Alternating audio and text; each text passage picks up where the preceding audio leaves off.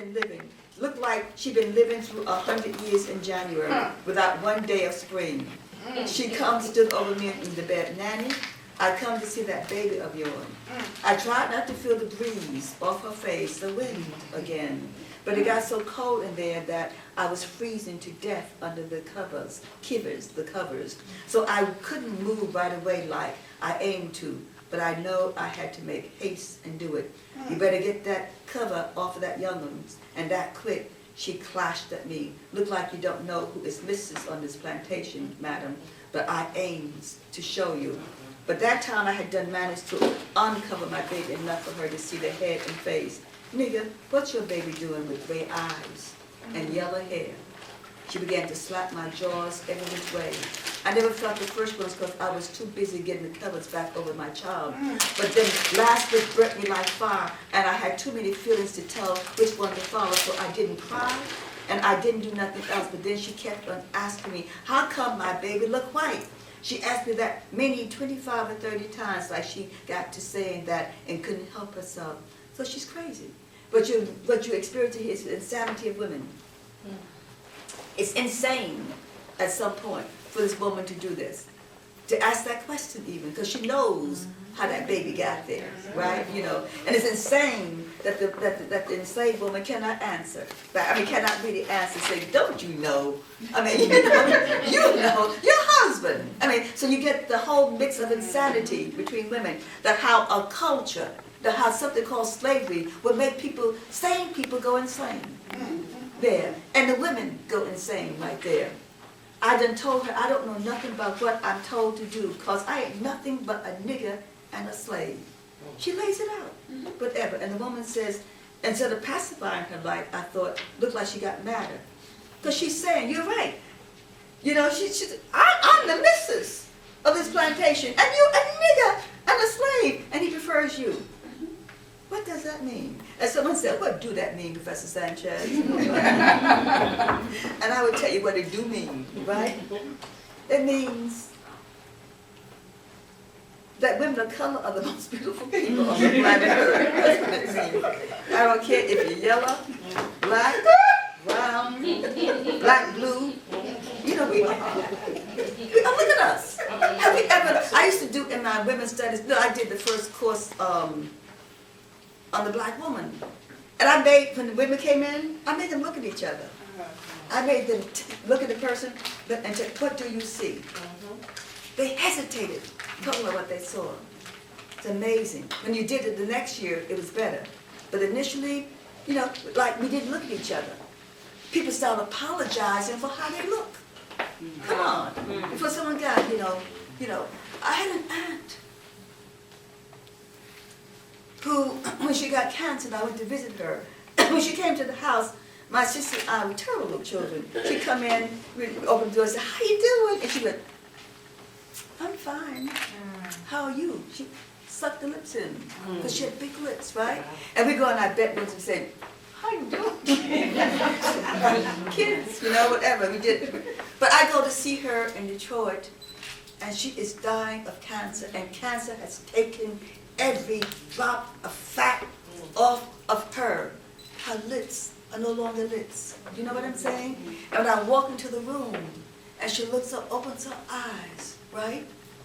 She said, Sonia, how are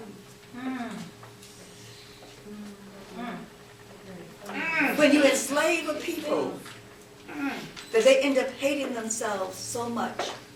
When you make, as Queen Mother Moore said many years ago, you take an African and make a Negro, you know, you will have a Negro forever if you don't have something that will come in and startle you and tell you and rinse it out of the system, right? Because what did they do? They saw Africans.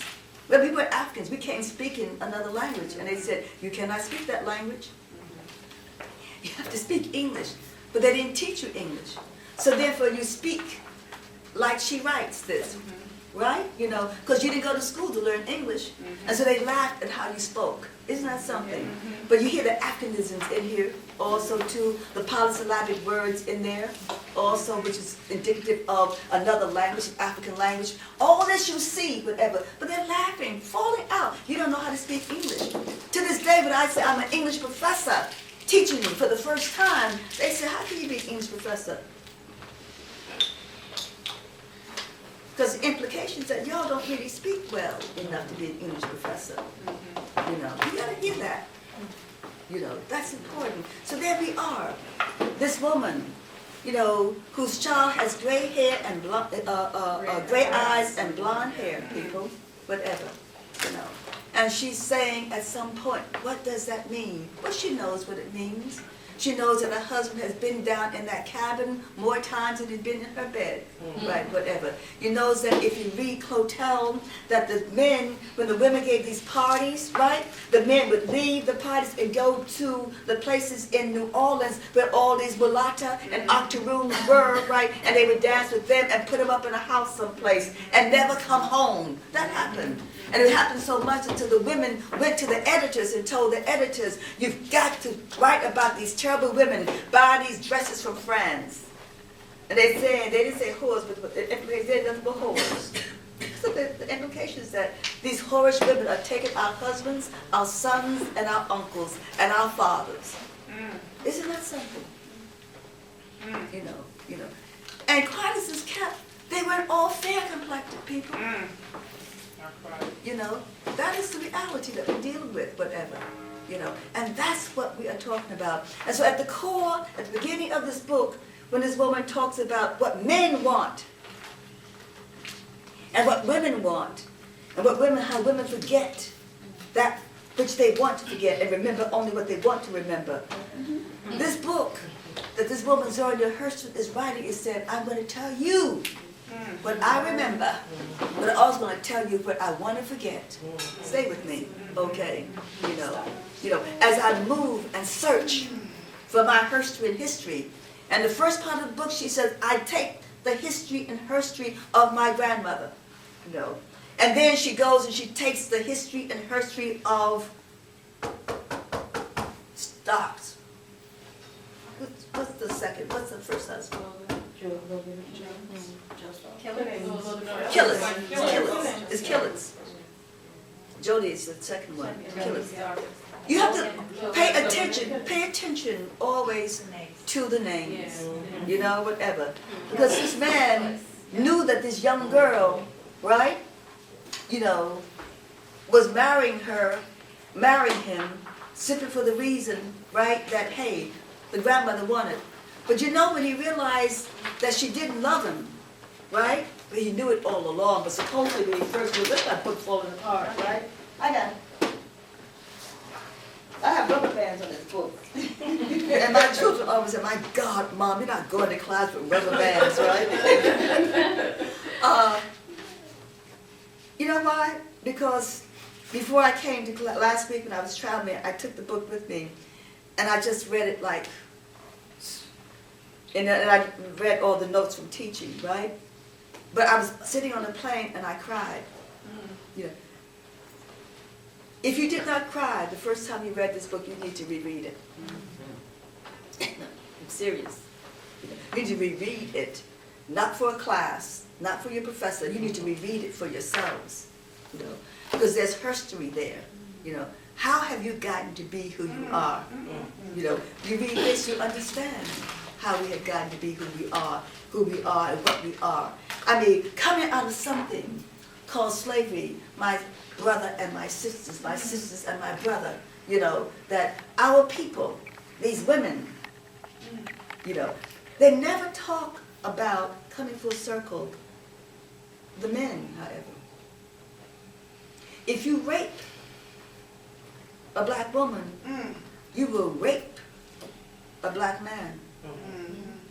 Yes, you will.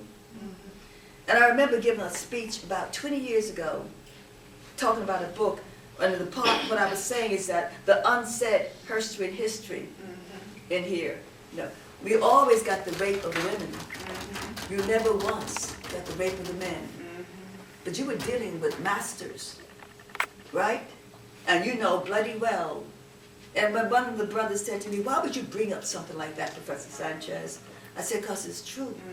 Because we don't understand then really, what it was to be enslaved. It meant that the men took everything.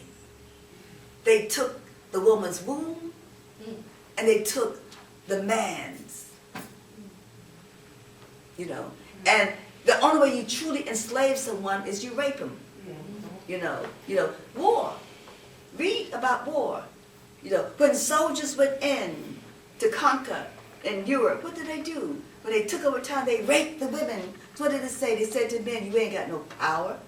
So when we were first brought here, they raped us.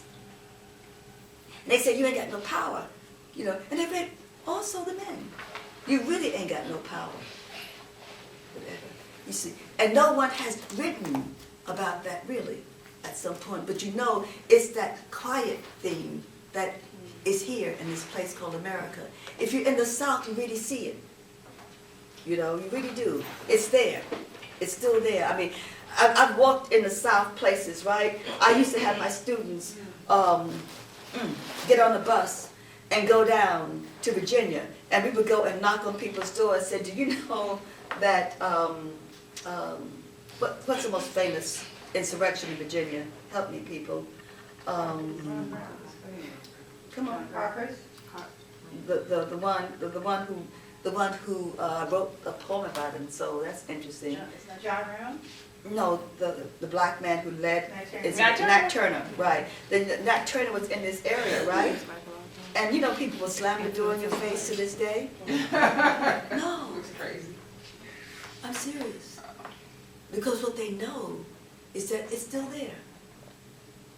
Nat Turner said simply, I am going to move towards freedom, but we're going to wipe out everybody in our way, right? You when they got Nat Turner, people said they hanged him. They skinned him. Ooh. Did you know they skinned him? And my question in the poem that I wrote is that, did they take the skin and fry it? Did they fry the skin and make oil of it? And then did they take the oil of Nat Turner and rub it on themselves so therefore they would be brave as he was? Is that what they did? But they skinned him. Wow. They skinned, and then, So one of the things that we truly do know at some point, we are not talking. So therefore you can see, as an aside, some of the criticism that was leveled by Elaine Locke, by Langston Hughes, by the great poet Sterling Brown about this book. They said it was too nice. White folks living nice next to black folks, and black folks living next to it, and it was all whatever, etc. But what I think we Northerners, in a sense, although I'm not too sure Washington is Northern, but did not understand that there were parts of the South where people really did live next door to each other, right? And they weren't killing each other. However, when you read Dust Tracks on the Road, where she leaves the home in Florida and goes to what we call these small urban cities, right? She sees prejudice, right? She sees what is going on in the world, and she knows she cannot go into someone's kitchen, a white kitchen, and say, I'm going to eat something, whatever, etc., and they're going to let her do that. She knows that she's in trouble in these major cities, whatever. There's something else going on. But in some of these little southern places where people have lived next to each other and supporting each other through work, through working for each other, that was a possibility. So I understood fully what Brown and Hughes and Locke were saying. You also understand too what Locke and Hughes was saying too, because one of the things that was going on, that they had the same benefactor, the woman who was giving money to both of them. Charlotte. No, that wasn't her name. Oh, is it, have we given our time? Yeah. Oh, God. It's 10 to 9, but we're so wrapped in that. Yes. Oh, I'm so sorry. Okay. Let's do another hour.